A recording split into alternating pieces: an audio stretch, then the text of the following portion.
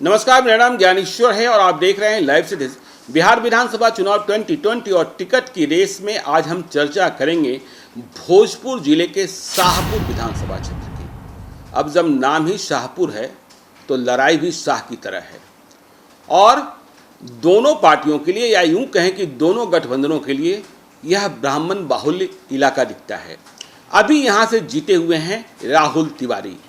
राहुल तिवारी शिवानंद तिवारी के पुत्र हैं, रामानंद तिवारी के पौत्र हैं, राजद के विधायक हैं। 2015 में महागठबंधन की ताकत के बूते चुनाव जीते थे। 2015 के चुनावी नतीजे पर हम गौर करते हैं तो शाहपुर में कुल 2,92,677 2,92,677 वोटर्स थे। अब 2020 में बढ़ गए होंगे। इनमें से 1,45,144 लोगों ने वोट किया था, जो प्रतिशत में 49.59% होता है। राहुल तिवारी ने 69,315 मत लाकर चुनाव में जीत हासिल की थी और विश्वेश्वर ओझा भाजपा के उम्मीदवार बने थे। 54,745 मत लाकर हार गए थे। 2010 में विश्वेश्वर ओझा की भाबोही चुनाव जीती थी मुन्नी देवी 44,795 मत लाकर, और उन्होंने चुनाव हराया था आरजेडी के धर्मपाल सिंह को। लेकिन 2015 में मुन्नी देवी के बदले विश्वेश्वर ओझा ने स्वयं चुनाव लड़ने का फैसला किया था और चुनाव हार गए थे। अब देखिए 2020 में जो टिकट की रेस चल रही है, मैंने आपको जैसा कहा कि ब्राह्मण बाहुल्य इलाका है, लड़ाई कई कोण से फंसी है। राहुल तिवारी उम्मीदवार होंगे आरजेडी के, इसमें कोई शक नहीं है, जो मौजूदा महागठबंधन है। शिवानंद तिवारी के पुत्र हैं, टिकट कौन काटेगा?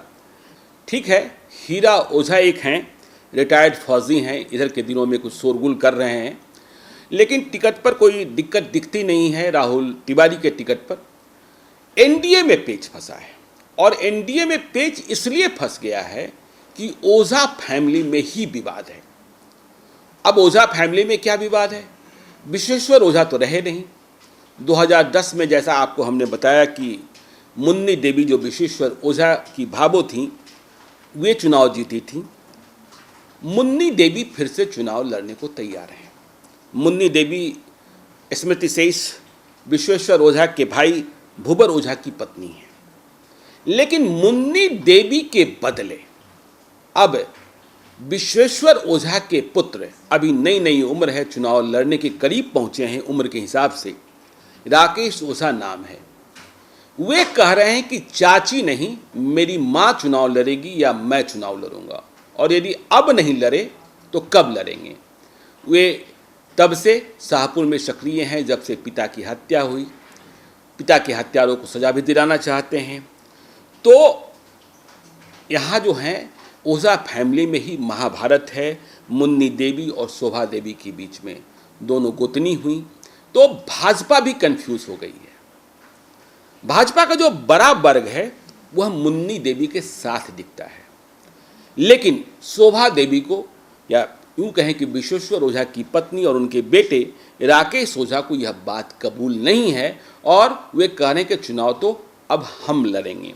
तो इस लड़ाई में, घर की लड़ाई में भाजपा परेशान है, और ऐसे में क्या होता है यह देखने वाली बात होगी।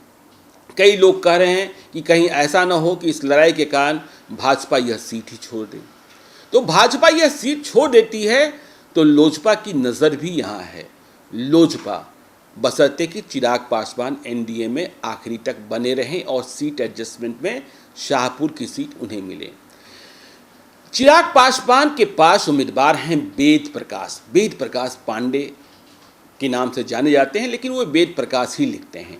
वेद प्रकाश ने पिछले कुछ वर्षों में शाहपुर में काफ़ी काम किया है, विशेषकर किसानों के बीच में, डेयरी के मामले में, सोशल सर्विस के मामले में, कोरोना के मामले में। कोरोना में जब लोग परेशान हुए तो उन्होंने और अपनी एक पहचान बनाई है। युवा हैं, जोश है, जैसे राहुल तिवारी युवा हैं वैसे ही ये भी युवा हैं, और लड़ने का मादा रखने की बात कर रहे हैं, सभी तरीके से सक्षम है।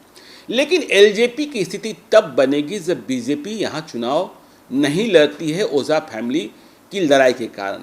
ओझा फैमिली में आखिरी तक सुलहनामा होता है कि नहीं होता है, यह देखने वाली बात होगी।